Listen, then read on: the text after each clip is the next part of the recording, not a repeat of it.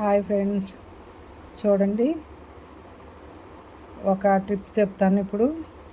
ఇవి సన్నజాజులు.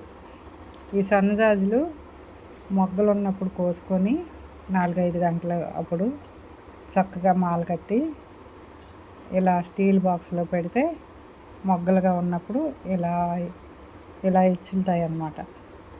మూత పెట్టేయాలి. ఇలా బాక్స్లో పెట్టి మూత పెట్టేస్తే ఇలా మంచిగా తయారవుతాయి.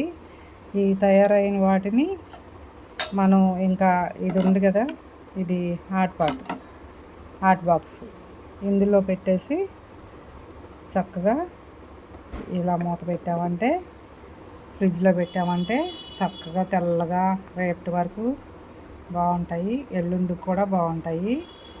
అలాగా ఈ స్టీల్ దాంట్లో పెడితే కూలింగ్ ఎక్కువ దిగుద్ది కదా, ఇందులోకి మెత్తగా అయిపోతాయి ఈ ఫ్లవర్స్. ఏ ఫ్లవర్స్ అయినా బాక్సుల్లో పెడితే ఉంటాయి, కానీ సన్నజాజి పూలు అయితే ఉండవు, నిలవ ఉండవు అసలు. ఆ రోజుకి ఆ రోజే అనుకుంటాం మనం.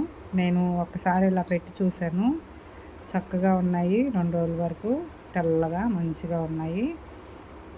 ఇందులో పెట్టాలి, ఫస్ట్ ఇందులో పెట్టాలి. ఆ పువ్వులు ఇచ్చులుకున్న తర్వాత మొగ్గలన్నీ తర్వాత ఇందులో పెట్టి ఫ్రిడ్జ్లో పెట్టుకోవాలి, నిల్వ ఉంటాయి. సన్నజాజులు నిల్వ ఉండవు మనకి, ఎప్పుడు ఇలా చేస్తే ఉంటాయి. ఇదివరకు రోజుల్లో తెలవక తడిగుడ్డలో చుట్టి బయట గేటు దగ్గర గేటు దెమ్మ మీద పెట్టి చల్లగాలికి అలా చేస్తే, ఎలా చేసినా కూడా పసుపు రంగు వచ్చాయి తెల్లారికి.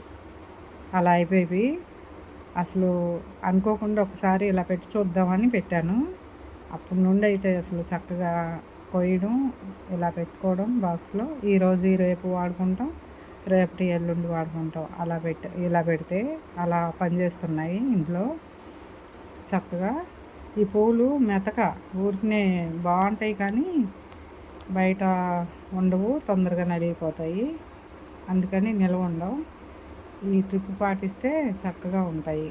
పూజలకు వాడుకోవడానికి బాగా పనిచేస్తాయి. 2వ రోజుకి చూడండి ఫ్రెండ్స్.